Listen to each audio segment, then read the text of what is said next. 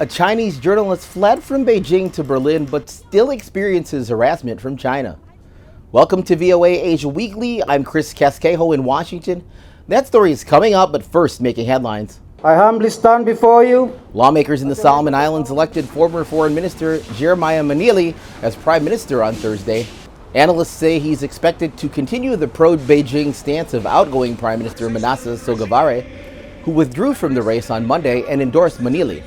They don't hesitate to use brute force to violate international law. The Philippines accused China of damaging its boats with water cannons in the disputed South China Sea early Tuesday. China defended its action, claiming the Philippine ships had intruded without permission.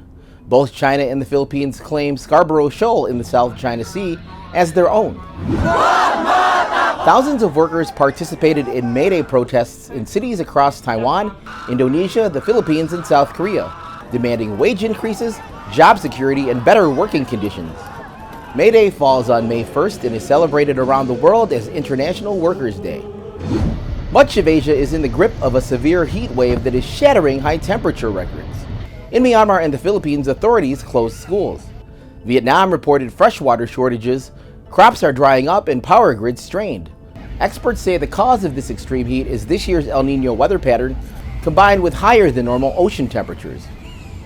China's Shenzhou 17 craft carrying 3 astronauts landed safely in the Gobi Desert Tuesday. The 3 men spent 6 months on board China's Tiangong space station. They were replaced by a crew who will conduct experiments and teach classes to students back on Earth.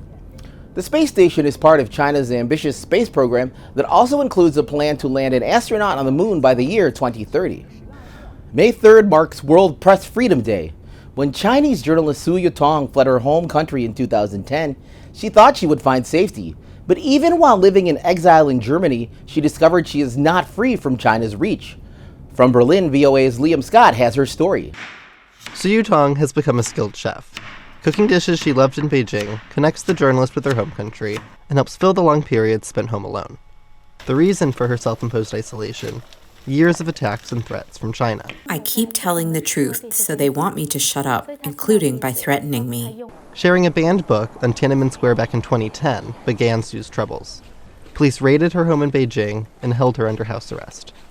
But with the help of friends, she escaped to Europe. For a while, Germany's capital provided a sense of safety. Su wrote human rights stories for Deutsche Welle and then Radio Free Asia. But the sense of safety soon disappeared.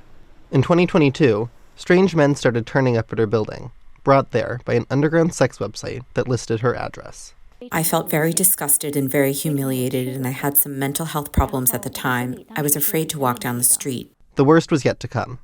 In 2023, assailants used Su and 2 Chinese activists' identities to book rooms at luxury hotels in Berlin and other cities. Then they called in fake bomb threats. Experts say that Su's case is extreme, even for Beijing, which ranks among the worst perpetrators of transnational repression. The basic tactics of transnational repression they're usually geared towards showing people that they can't get away from the Chinese government.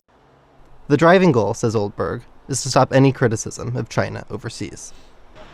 Neither China's embassy in Berlin nor its foreign ministry responded to VOA's requests for comment.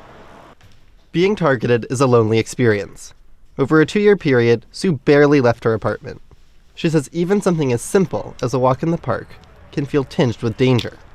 But now, Su says she feels less afraid. They didn't expect me to slowly come out of that shadow. I think they should be afraid, not me. They can't shut me up. Her life is fuller again, but Su's apartment is still sparse. After the 2023 incidents, police recommended she move. When she did, she left nearly everything behind, except the tools she needed to keep reporting. In one way, says Su, there's a sense of comfort in knowing that Beijing is scared too.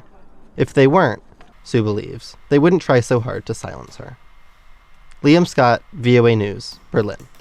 Visit voanews.com for the most up-to-date stories. I'm Chris Casquejo. Finally, to a crying competition. 100 babies faced off in the Nakazumo Festival, a century-old event in which 100 sumo wrestlers each hold a baby. Their goal is to make the baby cry, with the first crier declared the winner. Thanks for watching VOA Asia Weekly.